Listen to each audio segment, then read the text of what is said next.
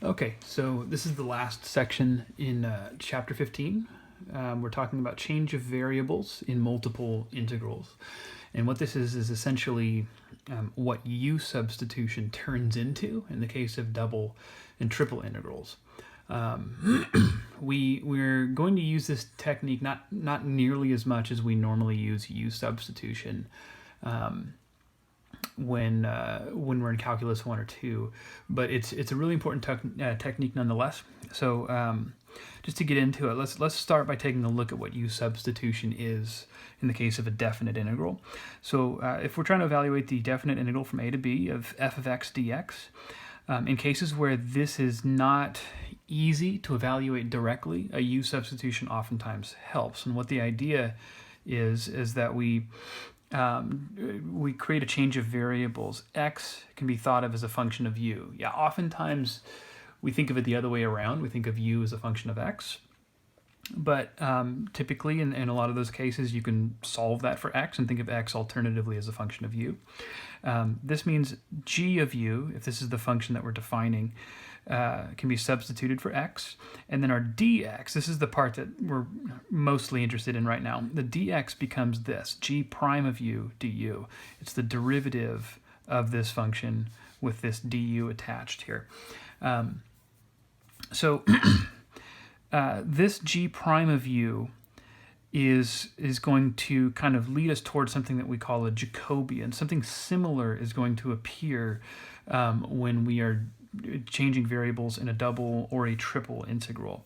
So by analogy, let's look at the double integral here, the double integral over some region R of f of xy dA. If we wanted to convert into polar coordinates, what we would do is describe this same region but using polar coordinates instead of rectangular coordinates. So the R here is for rectangular. The S is just what we're using to represent the set represented as polar coordinates. X and Y, we have conversion formulas for those, R cosine of theta, R sine of theta. And then when we talked about converting the polar coordinates in 10.3, we showed that this dA becomes an R dr d theta. This extra factor of R makes an appearance here. We justified it in that special case of converting to polar coordinates by sketching out a polar rectangle and creating a Riemann sum and showing that this R is what would naturally appear there. But we're going to alternatively show that this could have been evaluated using something called the Jacobian. And the Jacobian is what we're going to use in the more general case of converting or changing variables. So there's some groundwork that we have to lay before we can really get into this topic. And we're going to start by just talking about these things called transformations. So a transformation is a special type of function. And here, there's some terminology down here we're going to talk about. But and what we're looking at in particular are functions of u and v that map to points in the xy plane. So I'm going to scooch down here. We've got to get through all that terminology up there, but we're essentially thinking of our change of variables as living in two different planes. So again, up here, in the case of a single variable function, we only have one variable that's changing into one other variable. Whereas in the case of a two-variable function, we have two variables, x and y, and we're converting that into another pair of variables, u and v. X and y live in their own plane. U and v can be thought of as living in a separate plane. So the idea here is that we have points in the uv plane that correspond to other points in the xy plane according to some transformation. The transformation is what links these 2 points together, provides some sort of correspondence between them. We'll make that more clear as we kind of work through some of these terms here. So here we're going to be considering transformations that map points from the uv plane that I showed down there to points in the xy plane, which is what our function will be typically given in terms of first. X here, this point x, is evaluated as a function of the u and v here. Y is evaluated as some other function of u and v. So oftentimes when we talk about a transformation from one pair of variables to another, you're not going to see some specific function t of uv written out explicitly. What you're going to be seeing are these two functions. In other words, how do we get the x and y coordinates of this new point as functions of both u and v from the original UV plane. So an example is converting to polar coordinates. If we're starting in polar coordinates and we're converting into rectangular, instead of u and v, these coordinates would look like r and theta.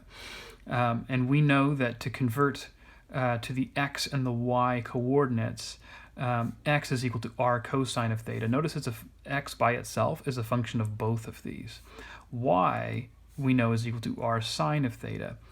So I didn't write this transformation out explicitly. Instead, I broke it down into its impact on the x and the y separately. So this is oftentimes what these transformations look like, a pair of functions, one for each of your x and your y. Okay? Now, there's a little bit of theory that we're not going to really dig too deeply into in this section, but it is necessary to at least mention it. Just to know the environment that we're working in. So first of all, the g and the h that I mentioned up here, the functions that transform u's and v's into these x's and y's, are the ones that we work with are going to have continuous first order partial derivatives. Most functions that we deal with anyways satisfy that criteria. But functions that, if g and h are of that type, they have continuous first order partial derivatives, then the transformation t, that remember is like the pair of these together, is what we call a C1 transformation. That has much more relevance in different areas of math. But yeah, we're going to be using that term just a little bit here. Another term, so if I have a particular ordered pair with a u and a v, so u1, v1, and that maps to the point x1, y1. When I say maps to, what I'm saying is that this is the output corresponding to this input. Then the point x1, y1 in the xy plane, we would call the image of u1, v1. So in this diagram down here, the point u1, v1 was plugged into t, and it was carried over into the xy plane to this point x1, y1. I would say that this point right here is the image of this point under this transformation t. It's not uncommon that we want to talk about an image of more than one point at a time. So if S is a set of points in the UV plane, in this case the set looks like a big region, but it can be any set of points, then we refer to the image of S, so the image of this set, as the set of all images of all the points in S. So let's just say that this region here, R, is the set of all images of S.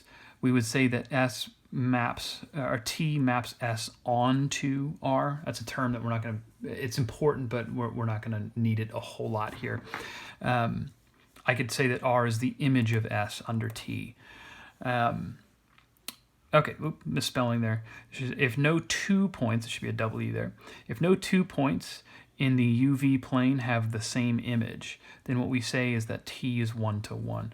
This is this should be a familiar term. Going back to algebra, we talk about 1-to-1 functions, but that's specifically in the case of single variable functions. We talk about the vertical line test, the horizontal line test and things like that. This is the same concept, but a tad more general. And the idea is that if t is a 1-to-1 function, then any point over here only has one point in the xy plane that it corresponds to. I actually said that backwards. Any point here in the xy plane is only the image of one point in S. So we can't have multiple points in S all with the same image in R if t is to be a 1-to-1 function. And the reason we care about 1-to-1 functions is because 1-to-1 functions have inverses. So if t is 1-to-1, then I can talk about the inverse function that takes points in the xy plane and maps them back to points in the uv plane. If we didn't have that one-to-one condition, then this T inverse wouldn't be a function because we'd have one input giving us multiple outputs as a result. So we're also specifically looking for one-to-one transformations here. And then I mentioned, you know, if T is one-to-one, it has an inverse transformation that we call T inverse. And again, like T, we're not really going to talk about T inverse explicitly. We're going to talk about the functions that transform these x's and y's into this u and into that v. So I'm specifying here u is equal to capital G of xy and v is equal to capital H of xy. This is what the transformation will look like in an example. So a lot of this is probably a little tricky to wrap your mind around until we've looked at an example. So I'd like to do that next. What we're going to do here is set up a square in the UV plane, and it says this is the square bounded by the lines u equals 0, u equals 1, v equals 0, v equals 1. And what we want to do is find the image of that set, the image of S, under the transformation x equals v, y equals u times 1 plus v squared. I'm going to start by sketching this square. Okay, so we have a 1 and a 1. Okay, and I'm also going to label the sides here. So for example, up here, let me specify what the axes are. U is going to be treated like the horizontal axis. V, we're going to let that be our vertical axis. That's kind of by convention that we do that. And then this line right here corresponds to v equals 1. That's the line v equals 1, but there's a restriction on it because I'm talking about the region S as being the square bounded by these lines. The points on this line have a v coordinate of 1 and a u coordinate of anything between 0 and 1. So I'm going to include that restriction on u in this description. Okay, similarly down here, this is the line v equals 0, where, once again, u ranges from 0 to 1. This line right here is the line u equals 1, and this time it's v that ranges from 0 to 1. Let's see if I could squeeze this one in. This line right here is the line u equals 0, again where v goes from 0 to 1. Okay? Now we're not going to be able to do this entire example in this video, so I'm just going to explain our strategy here and then use the next video to do what we're setting up. So the idea is to take this region and let me set up my axes here. Oop, that's an X. Use the transformation on this set S to map all of the points in S to points in the XY plane. And what it'll do is it'll take this region and turn it into a different looking region over here. Now we're not going through all of the important details as to why this is the case.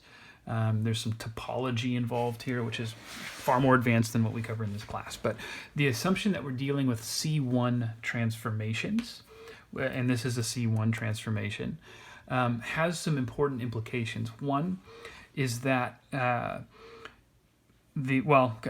just say the most important implication is that boundaries of regions are mapped to boundaries of regions.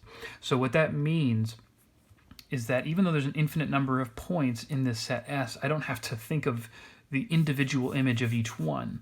What I'm going to do is try to see what does this transformation do to this part of the boundary of this square. It's going to create some curve in the XY plane, whether a straight line or something that looks different, a parabola or something like that. We'll see when we get to the next video. And because the square is made up of 4 edges, I'm going to map all 4 edges into this plane here, the XY plane. Those 8 edges we're going to see go together to create kind of a closed figure. And then the property that we're using is that boundary will contain all of its interior points. Those will correspond to all of the interior points of S that have been mapped into the XY plane.